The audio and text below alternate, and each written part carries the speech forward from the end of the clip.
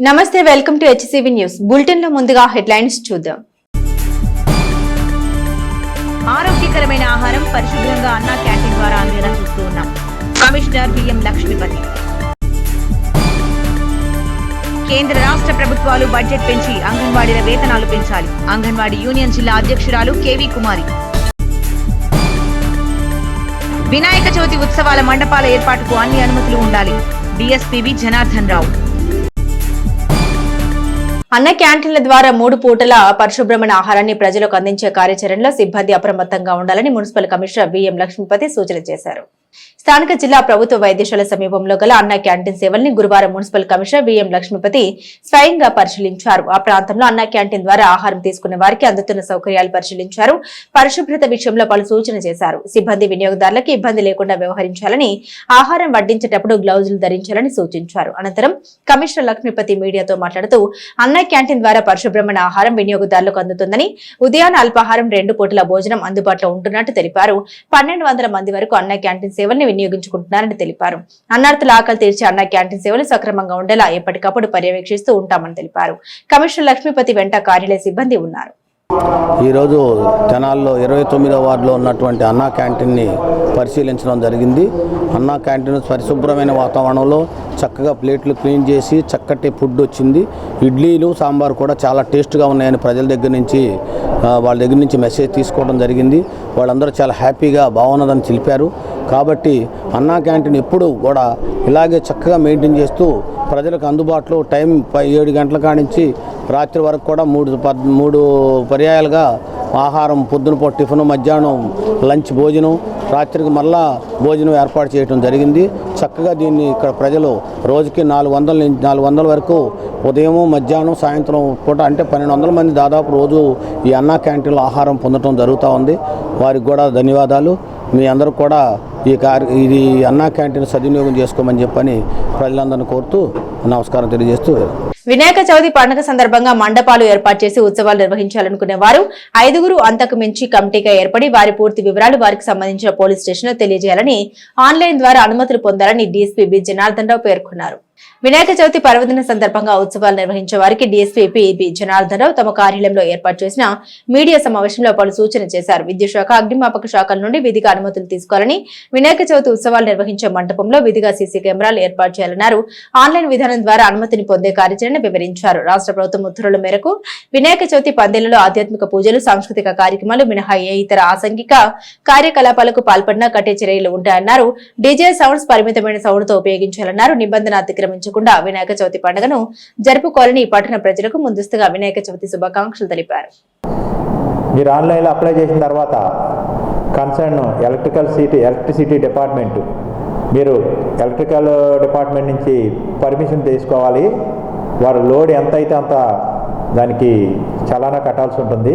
Fire department నుంచి కూడా permission తీసుకొని, ఈ 2 పర్మిషన్లు తీసుకొని మా దగ్గరికి వస్తే ఇమీడియట్గా మీకు పర్మిషన్ శాంక్షన్ చేస్తాం. ఈ పర్మిషన్లో కండిషన్స్ ఏంటంటే, మీరు మండపాల దగ్గర ఎలక్ట్రిసిటీ సంబంధించిన వైర్లు ఏవి కూడా ఓపెన్గా వదలొద్దు, తగు జాగ్రత్తలు తీసుకొని ఖచ్చితంగా పాటించాలి. రెండోది, ఫైర్ సేఫ్టీ సంబంధించిన నిబంధనలు, అంటే మండపం దగ్గర నీళ్లు పెట్టుకోవడం, ఇసుక పెట్టడం, ఎక్స్టింగ్విషర్ పెట్టడం, గ్యాస్ పెట్టడం, ఇవన్నీ చేయాలి. మూడోది, సీసీ కెమెరాలు ఏర్పాటు చేయాలండి కంపల్సరీగా. ప్రతి మండపంలో కూడా సీసీ కెమెరా ఏర్పాటు చేయందే ఒప్పుకోరు, దానికి పర్మిషన్ ఇవ్వబడదు. కాబట్టి ఈ సంవత్సరం ప్రతి మండపానికి కూడా సీసీ కెమెరా అనేది కంపల్సరీ చేశారు. దీన్ని మీరందరూ గమనించాలని కోరుకుంటున్నాను. వాలంటీర్లు మీరు నైట్ టైం కాపలా పెట్టుకోవాలి. వినాయకుడి పందిరి దగ్గర, విగ్రహాల దగ్గర కాపలా ఉండాలి. ఎటువంటి మద్యం సేవించడాలు, ఎటువంటి ఇల్లీగల్ యాక్టివిటీసు, రికార్డింగ్ డ్యాన్సులు ఏవి అలౌ చేయబడవు. పండగ అంటే పండుగ సందర్భంగా సాంస్కృతిక పరంగా ఉండాలి తప్పితే ఎలాంటి ఇల్లీగల్ యాక్టివిటీస్ చేసినా ఈ కమిటీగా నియమించబడిన 5 మెంబర్లపై చర్యలు తీసుకోబడతాయి. వినాయక పండుగ సందర్భంగా, నిమజ్జనం సందర్భంగా ఎవరైతే కేసులు ఇన్వాల్వ్ అయ్యారో వారందరినీ కూడా ఈ సంవత్సరం ఎంఆర్ఓ గారి దగ్గర, మండల తహసీల్దార్ దగ్గర బైండ్ అవుట్ చేయడం జరుగుతుంది. అట్లా మీరు పండుగగా చేసుకోండి, కానీ పండుగలో మీరు కేసుల్లో ఇల్లీగల్ యాక్టివిటీలు ఇరుక్కొని దాన్ని పాటు చేసుకోవద్దని పత్రికాముఖంగా తెలియజేస్తున్నాము. డీజేలు బాగా ప్రభావితం చేస్తున్నాయి. కంట్రోల్లో సౌండ్ ఉండాలి. నిమజ్జనం సందర్భంలో కానీ మండపాల వద్ద కానీ ఎటువంటి మైకులు ఉన్నా వాటిని రాత్రి 10 క్లోజ్ చేసేయాలండి అందరూ. మీరు 10 దాటిన తర్వాత ఎవరైనా వాటిని కొనసాగిస్తే ఇమీడియట్గా మర్నాడు వాళ్ళు కోర్టు ముందు కేసు పెట్టి ప్రొడ్యూస్ చేస్తాము. కాబట్టి అందరూ దయించి ఈ సంవత్సరం 10 గంటలకల్లా మైకులు కానీ డీజేలు కానీ ఊరేగింపులు కానీ నిమజ్జనాలు కానీ అన్నీ కంప్లీట్ చేసుకొని 10ంటికి ఎటువంటి ప్రజలకు ఎటువంటి ఇబ్బంది లేకుండా అవరోధం లేకుండా పండుగ వాతావరణాన్ని కలుషితం లేకుండా చేయాలని ఈ పత్రికాముఖంగా మిమ్మల్ని అందరినీ కోరుకుంటూ మరొకసారి అందరికీ వినాయక చవితి శుభాకాంక్షలు. కేంద్ర రాష్ట్ర ప్రభుత్వాలు బడ్జెట్ కేటాయించి అంగన్వాడీ వేతనాలు పెంచాలని, ఆన్లైన్ వర్క్ చేయటకు ట్యాబ్లు ఇవ్వాలని సిఐటియు అనుబంధ anganwadi workers and helpers union జిల్లా అధ్యక్షురాలు కేవీ కుమారి ప్రభుత్వాన్ని డిమాండ్ చేశారు. అంగన్వాడీల నిరసన కార్యక్రమాలు అన్ని జిల్లా మండల ప్రాజెక్టు కార్యాలయాల్లో గురువారం నిర్వహిస్తున్న క్రమంలో తెనాలిలోని సిడిపిఓ కార్యాలయంలో అంగన్వాడీ హక్కుల కోరికల సాధన కోసం నిరసన కార్యక్రమం నిర్వహించారు. ఈ కార్యక్రమంలో పాల్గొన్న యూనియన్ జిల్లా అధ్యక్షురాలు కేవీ కుమారి మీడియాతో మాట్లాడారు. ప్రభుత్వ రాష్ట్ర నాయకులతో చర్చలు జరపాలని, ఆన్లైన్ వర్క్ కి ఫోన్లకు బదులు ట్యాబ్లు ఇవ్వాలన్నారు. ఎన్నికల ముందు వేతనాలు పెంచుతామని ఇచ్చిన హామీ మేరకు ఈ నెల నుంచిన జీతాలు పెంచాలనేది తమ ప్రధానమైన డిమాండ్ గా తెలిపారు. మట్టి ఖర్చులు జీవోని మార్చాలని అన్నారు. అంగన్వాడీ రేషన్ కార్డుల్లో మార్పులు చేర్పులు చేయాలన్నారు. సిఐటి నాయకులు షేక్ హుస్సేన్ వలి మాట్లాడుతూ గతంలో వేతనాల పెంపు కోరుతూ అంగన్వాడీ మహిళలు సమ్మె చేసినప్పుడు కూటమి నాయకులు అనేక హామీలు అమలు చేస్తామని నమ్మకం కల్పించారని అన్నారు. ఇప్పటికైనా అంగన్వాడీలకు ప్రభుత్వం ఇస్తున్న సంక్షేమ పథకాలు వర్తింపజేయాలని డిమాండ్ చేశారు. అనంతరం తమ డిమాండ్లతో కూడిన వినతి పత్రాన్ని సిడిపిఓ విజయ గౌరికి అందించారు. ఈ కార్యక్రమంలో పలువురు అంగన్వాడీ మహిళలు పాల్గొన్నారు. ఈ రాష్ట్ర నాయకులతో చర్చలు జరపాలనేది ప్రధానమైన డిమాండ్. అలాగే పనిచేసే ఫోన్లను ఇవ్వాలని, 5G ఫోన్లు కాదు ట్యాబ్లు ఇవ్వమని మా కోరిక అండి. అలాగే రాష్ట్ర కేంద్ర ప్రభుత్వాల్లో బడ్జెట్ కేటాయించి మా జీతాలను పెంచాలని.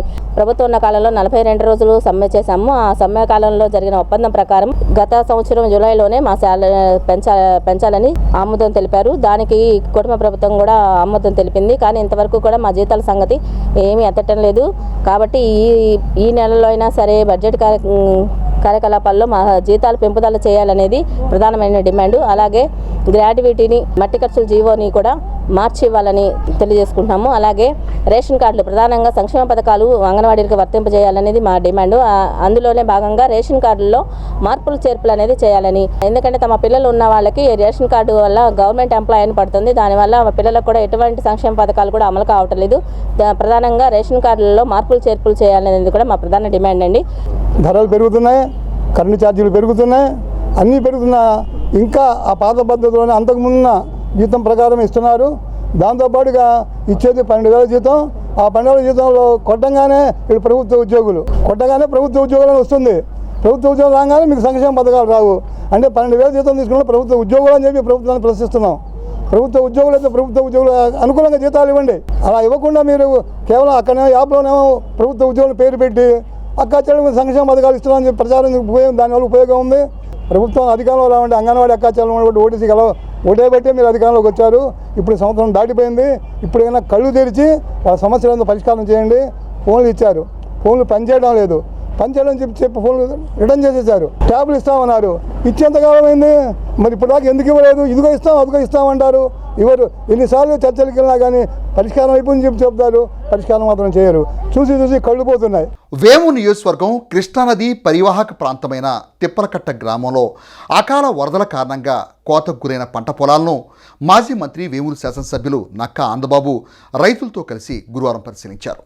కోతకు గురవుతున్న పంట పొలాలను గురువారం రైతులతో కలిసి నక్కా ఆందబాబు పరిశీలించి ఈ సమస్యను ఆంధ్రప్రదేశ్ రాష్ట్ర ముఖ్యమంత్రి నారా చంద్రబాబు నాయుడు దృష్టికి తీసుకువెళ్లి రైతులకు పరిష్కారం కల్పిస్తానని భరోసా ఇచ్చారు. ఈ సందర్భంగా మాజీ మంత్రి వేమూరు శాసనసభ్యులు నక్కా ఆందబాబు మీడియాతో మాట్లాడుతూ వరదలు వచ్చిన ప్రతిసారి కృష్ణానది ఒడ్డు కోతకు గురవుతూ ఉండటంతో రైతుల పంట పొలాలు నదిలో కలిసిపోతున్నాయని, దీంతో రైతులు ఆందోళన చెందుతున్నారని తెలిపారు.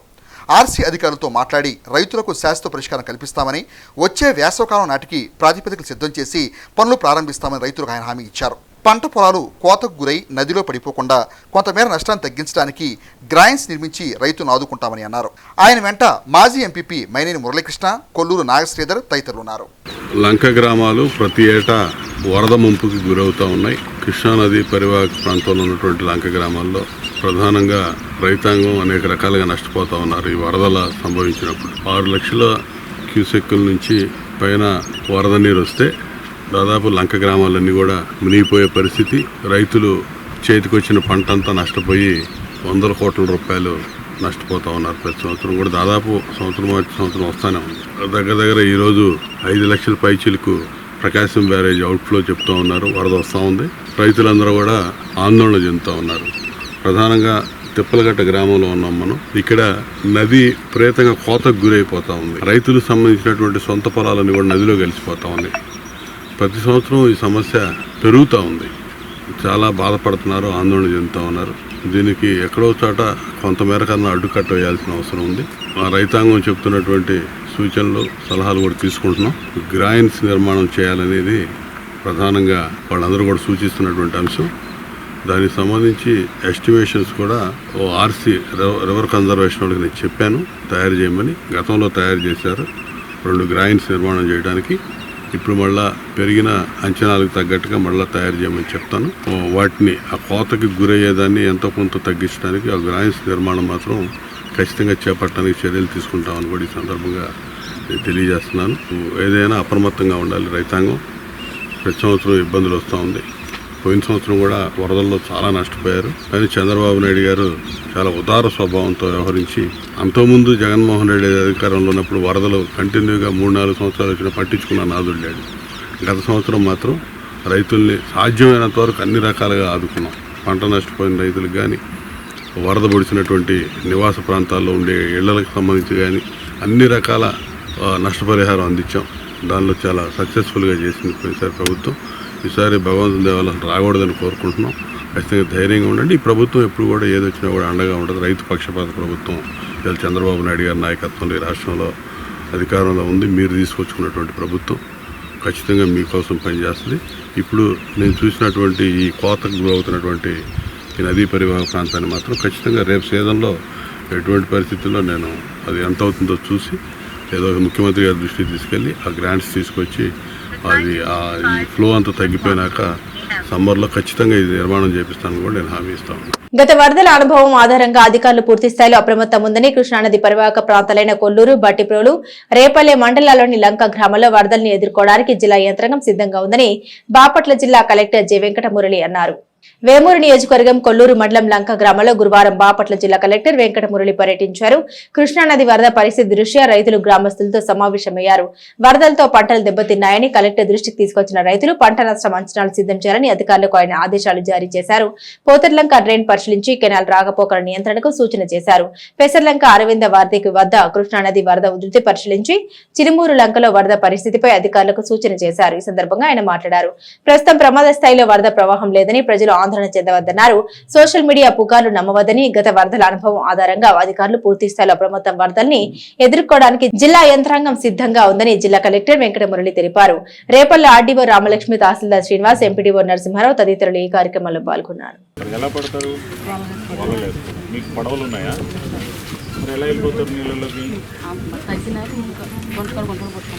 వీళ్ళకి సార్డు ఈరోజు జాబ్ కార్డు ఇవ్వకపోతే రేపు నీ ఉద్యోగం ఉండదు. నీ బాబోలు ఎంత వాళ్ళు పేదలు అయిపోయి వాళ్ళకి బ్రతుకు తెరువు లేక వాళ్ళు ఉంటే వెంటనే కార్డు ఇచ్చేదాన్ని నీ సొమ్మేం పోతుంది. ఇప్పుడు మనము ఫస్ట్ లెవెల్ వార్నింగ్ 3,97,000 వాటర్స్ ఉన్నప్పుడు ఫస్ట్ వార్నింగ్ ఇస్తారు. సో ఫస్ట్ వార్నింగ్ ఆల్రెడీ 2 రోజుల నుంచి నడుస్తుంది. మనం ఇప్పుడు 5,13,000 క్యూసెక్స్ ఆఫ్ వాటర్ వెళ్తూ ఉంది.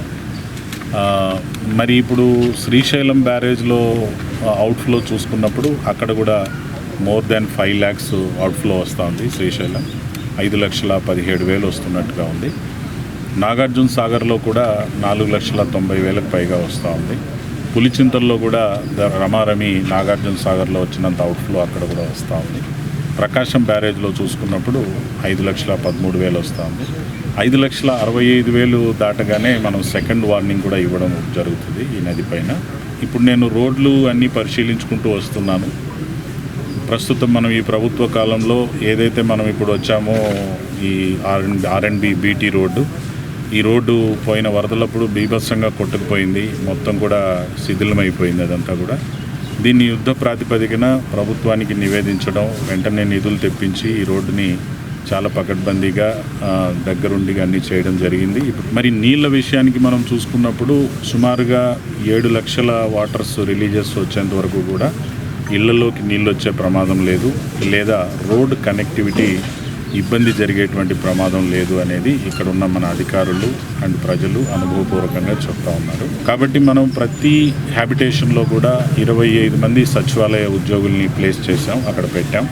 ఎక్కడైతే కాలకృత్యాలు తీర్చుకోవడానికి నీళ్ళలోకి వెళ్తారో, ప్రయాణం కోసం నీళ్ళలోకి దిగే అవకాశాలు ఉన్నాయో అటువంటి పాయింట్స్ అన్నింటిలో ఆర్డీఓ, డిఎస్పీ వాళ్ళ పోలీస్ ఎంప్లాయీస్ని, రెవెన్యూ ఎంప్లాయీస్ని రెయ్యి పగలు కాపలాగా కూడా పెట్టారు. అటువంటి చోట్ల నీళ్ళలోకి దిగనీయకుండా వాళ్ళని అడ్డుకోవడానికి, ప్రివెంట్ చేయడానికి. సో ఇక్కడ ప్రజలందరూ కూడా అప్రమత్తంగా ఉన్నారు. వాళ్ళందరికీ మనం మైక్లో కానీ బీట్ ఆఫ్ టామ్ టామ్ ద్వారా ప్రతి ఇంటికి సమాచారం తెలియజేస్తున్నాం, ఎన్ని నీళ్ళు వస్తున్నాయి, ఏంటి పరిస్థితి అనేది. అట్లానే ఈరోజు మనకి నిత్యావసర వస్తువులు పీడిఎస్ ద్వారా పంపిణీ చేసేటువంటివి 1 నెల అడ్వాన్స్గానే వీళ్ళకి ఇమ్మంటున్నాం. అంటే 1వ తారీఖు ఇవ్వాల్సినవి ఈరోజు 22వ తారీఖు నుంచే ఇవ్వడం జరుగుతుంది. ప్రతి హ్యాబిటేషన్లో కూడా ప్రెగ్నెంట్ ఉమెన్, పాలిచ్చేటువంటి బాలింత తల్లులు, క్రానిక్గా ఉన్న బెడ్ రిడన్ ఉన్నటువంటి పేషెంట్స్, పక్షవాతం ఇలాంటివి వచ్చిన వాళ్ళు, 60 ఇయర్స్ లేదా అంతకన్నా ఎక్కువ వచ్చినటువంటి పేషెంట్స్, చిన్నపిల్లలు, ఇన్ఫాంట్స్, ఇలాంటి వాళ్ళన్నింటినీ డేటాను కూడా మనం తీసుకొని రెడీగా పెట్టుకున్నాం. ఆయా గ్రామాలలో మనకి 7 లక్షల కన్నా మించిపోతుందన్నప్పుడు వెంటనే ఈ వల్నరబుల్ పాపులేషన్ని రిలీఫ్ సెంటర్స్కి తరలిస్తాం. రిలీఫ్ సెంటర్స్ కూడా అన్నీ ఏర్పాటు చేసి పెట్టుకున్నాము. వెంటనే వాళ్ళని తరలిస్తాము. ఇంకా ఇబ్బంది ఉందన్నప్పుడు ఊర్లో ఉన్నటువంటి అందరినీ కూడా బయటికి తరలించేటువంటి ఏర్పాటు మేము చేస్తాం. జనరల్ సర్జన్ విభాగంలో 1970 నుండి తెనాలి పట్టణంలో విశేష వైద్య సేవల్ని అందించిన కొత్త రవీంద్రబాబు స్మారక బంగారు పథకాన్ని డాక్టర్ చేబ్రోలు విశ్వేశ్వరరావుకు బుధవారం రాత్రి ప్రదానం చేశారు.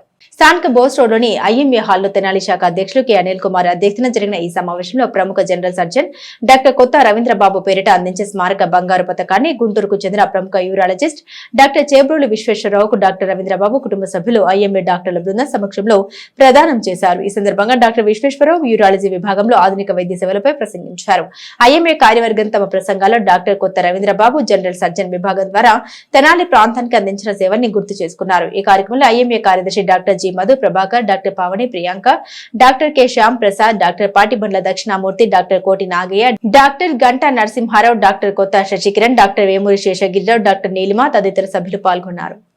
శస్త్ర వైద్య నిపుణులు, ఇదేంటి యూరాలజీ శస్త్రవైద్యం అంటే మూత్రకోశ నాళాల శస్త్రవైద్య నిపుణులైన డాక్టర్ చేబ్రోలు విశ్వేశ్వరరావు గారికి ఎంఎస్ఎంసిహెచ్ గారికి బహుకరించడం జరిగినది. ఈ సిఎంఈ నందు, ఈ గోల్డ్ మెడల్ లెక్చర్ నందు డాక్టర్ విశ్వేశ్వరరావు గారు ఎన్నో మూత్రకోశ నాళాలకు సంబంధించి ఆ జబ్బులు, వాటి ట్రీట్మెంటు, శస్త్రచికిత్సలు, కిడ్నీలో రాళ్ళు ఎందుకు వస్తాయి, వాటిని ఎట్లా నివారించడం, వాటికి షుగర్కి ఉన్న సంబంధం, ఎలా మనల్ని పేషెంట్కు అతి తక్కువ ఖర్చులో త్వరగా వైద్యం చేయించడం గురించి, మరియు మోడర్న్ ఎక్విప్మెంట్ అంటే పరికరాల గురించి సుదీర్ఘంగా డిస్కస్ చేయడం జరిగింది. యూరాలజీ నందు ఎంతో ఆధునికత జోడించి కిడ్నీలో రాళ్ళున్నా కూడా మనం ఆపరేషన్ చేయకుండా కూడా ఆ రాళ్ళని మనం VCNL ద్వారా ట్రీట్మెంట్ ఇవ్వచ్చు. ఆ గోల్డ్ మెడల్ని ఈరోజు ప్రముఖ వైద్యులైన చేబ్రోలు విశ్వేశ్వరరావు గారికి ప్రదానం చేయడం జరిగింది. డాక్టర్ కొత్త రవీంద్రబాబు గారు 1970లోనే తెనాలి ప్రాంతంలో దేవి నర్సింగ్ హోమ్ అనే హాస్పిటల్ని ప్రారంభించి సర్జరీ విభాగంలో ఎన్నో కొత్త టెక్నాలజీని, కొత్త పరిస్థితుల్ని ఆయన సృష్టించి ఎంతో విజయవంతంగా ఎంతోమంది ప్రజలకు ఆయన సేవలు అందించారు. కుటుంబం మొదటి తరం, రెండో తరం, మూడో తరం కూడా ప్రస్తుతానికి వైద్య వృత్తిలో కొనసాగుతున్నారు. చేబ్రోలు విశ్వేశ్వరరావు గారు ప్రముఖ యూరాలజిస్ట్. 1992లోనే గుంటూరులో ఆయన ప్రాక్టీస్ మొదలుపెట్టారు. యూరాలజీ అనే పదం పూర్తిగా ఇంకా వైద్యులకు పూర్తిగా తెలియని ఆ కాలంలోనే అటువంటి అధునాతన వైద్యం ఆయన స్థాపించి ఎంతోమంది ప్రజలకు ఆయన సేవ చేశారు. ఆయన ఈరోజు లెక్చర్ ఇవ్వడం ద్వారా తెనాలి ప్రాంత వైద్యులకు యూరాలజీ కామన్ ప్రాబ్లమ్స్ని మొదట్లోనే గుర్తించడం వల్ల అందులో వస్తున్న కొత్త టెక్నిక్స్ అలా ఎప్పుడు రిఫర్ చేయాలి, ఎప్పుడు సర్జరీ చేయాలి అనే విషయాలపై పూర్తి అవగాహన కల్పించారు. ఈ గోల్డ్ మెడల్ మనం ప్రతి సంవత్సరం ఈ లెక్చర్ జరుపుకుంటాము. మనకి వైద్య విధానంలో కొత్త ఆధునిక విధానాల గురించి మన న్యూ డాక్టర్స్ మనకి చెప్తూ ఉంటారు. అయితే మీకు అందరికీ తెలుసు, తెనాలి ఐఎంఏ ఎప్పుడు సేవా దృక్పథంతో చాలా ముందుకు వెళ్తుంది. రెగ్యులర్గా ఈ సిఎంఈస్ జరగటం అనేది ఇక్కడ చూసినామండి. తెనాలి ఐఎంఏలో ప్రతి నెల ఖచ్చితంగా 1 లేదా 2 సిఎంఈస్ జరుపుతూ ఉంటారండి. దీని అందరికీ ముఖ్య కారణమైన మన ప్రెసిడెంట్ గారు అనిల్ గారు మరియు ప్రభాకర్ గారు, మధు ప్రభాకర్ గారు సెక్రటరీ గారు, వీళ్ళిద్దరూ చాలా ఉత్సాహంగా ఈ సిఎంఈస్ నేను నడిపిస్తున్నారు. ఈ టీంలో వైస్ ప్రెసిడెంట్గా నేను భాగమైనందుకు చాలా సంతోషంగా ఉంది. Thank you. షుగర్ వ్యాధి కారణంగా కాలు సగం పైగా తీసివేసిన నిరుపేద వృద్ధుని అవసరాన్ని గుర్తించి హెల్పింగ్ సోల్జర్స్ సంస్థ ద్వారా 3 చక్రాల సైకిల్ను అందజేసి తమ సేవా దృక్పథాన్ని చాటుకున్నారు. స్థానిక 23వ వార్డు పరిధిలోని సీఎం కాలనీ శివార్లో నివాసం ఉంటున్న పోలయ్య అనే వృద్ధుడికి షుగర్ వ్యాధితో తీవ్ర అనారోగ్యం తలెత్తడంతో సగం పైగా కాలు తీసేశారు. పేదరికం వెంటాడుతున్న వృద్ధుడికి జరుగుబాటు లోపించడంతో హెల్పింగ్ సోల్జర్స్ సంస్థ ద్వారా బియ్యం, నిత్యావసర సరుకులు గతంలో ఇచ్చారు. తనకు 3 చక్రాల సైకిల్ కావాలని పోలయ్య కోరగా త్వరలోనే ఇస్తామని హెల్పింగ్ సోల్జర్స్ వ్యవస్థాపకుడు ఇనయతుల్లా హామీ ఇచ్చారు. ఈ క్రమంలో గురువారం పోలయ్యకు 3 చక్రాల సైకిల్ అందించారు. సంస్థ సభ్యుడు కాట్రగడ్డ విజయ్ తన తండ్రి ప్రఫుల్ల చంద్ జ్ఞాపకార్థం వృద్ధుడికి 3 చక్రాల సైకిల్ కొనివ్వడం పట్ల ఇనయతుల్లా విజయ్ కి ధన్యవాదాలు తెలిపారు. హెల్పింగ్ సోల్జర్స్ సంస్థ ద్వారా అవసరాన్ని గుర్తించి తమకున్నంతలో సేవా కార్యక్రమాలు కొనసాగిస్తున్నామని అన్నారు. ఈ కార్యక్రమంలో జాస్తి మోహన్ రావు, వాణి, ఫనీ, శివ పాల్గొన్నారు. వీడియోలో కనిపిస్తున్న ఈ పెద్ద ఆయన పేరు పోలయ్య గారు. అనారోగ్య పరిస్థితి కారణంగా షుగర్ వచ్చి సగం పైగా కాలు తీసేశారు.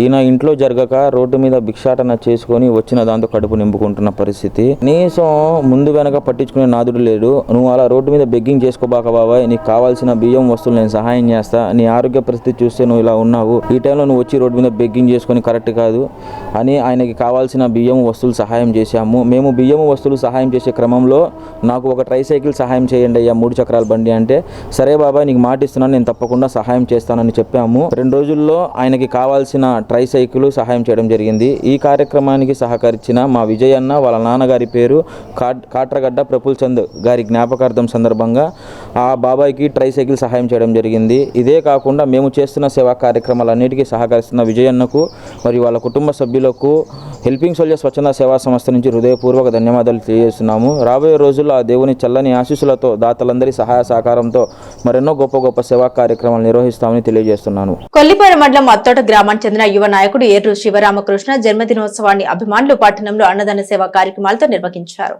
స్థానిక రైల్వే స్టేషన్ సమీపంలో గల శ్రీ శివలింగేశ్వర భక్త బృంద సేవా సమితి ప్రాంగణంలో గురువారం ఎర్రు శివరామకృష్ణ అలియాస్ కిట్టు జన్మదినోత్సవాన్ని పురస్కరించుకొని కిట్టు అభిమానులు అన్నదాన సేవలు నిర్వహించారు.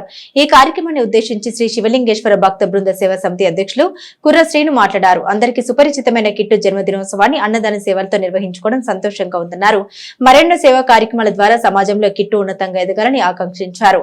అనంతరం బురిపాలెం రోడ్లోని ఏఎస్ఎన్ మహిళా ఇంజనీరింగ్ కళాశాల సమీపాన గల మహాత్మా సేవా శాంతి ఆశ్రమంలో వృద్ధులకు ఉదయం అల్పాహారం 2 పూటల భోజనం ఏర్పాటు చేశారు.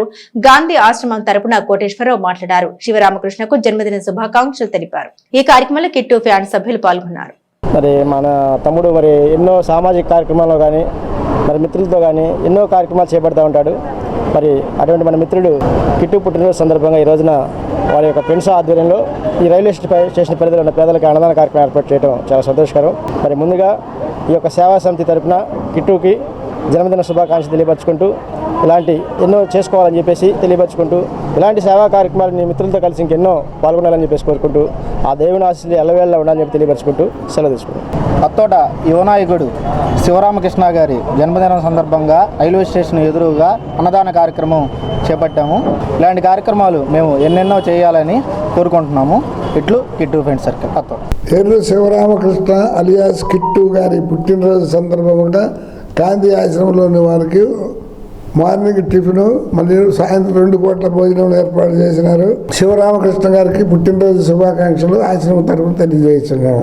బులెటిన్ ముగించే ముందు హెడ్లైన్స్ మరోసారి. ఆరోగ్యకరమైన ఆహారం పరిశుభ్రంగా అన్నా క్యాంటీన్ ద్వారా అందేలా చూస్తూ ఉన్నాం. Commissioner BM Lakshmipathi. కేంద్ర రాష్ట్ర ప్రభుత్వాలు బడ్జెట్ పెంచి అంగన్వాడీల వేతనాలు పెంచాలి. అంగన్వాడీ యూనియన్ జిల్లా అధ్యక్షురాలు కేవీ కుమారి. వినాయక చవితి ఉత్సవాల మండపాల ఏర్పాటుకు అన్ని అనుమతులు ఉండాలి. డిఎస్పీవి జనార్దన్ రావు. ఇవి బులెటిన్ అప్డేట్స్. మరిన్ని అప్డేట్స్ కోసం చూస్తూనే ఉండండి HCV న్యూస్.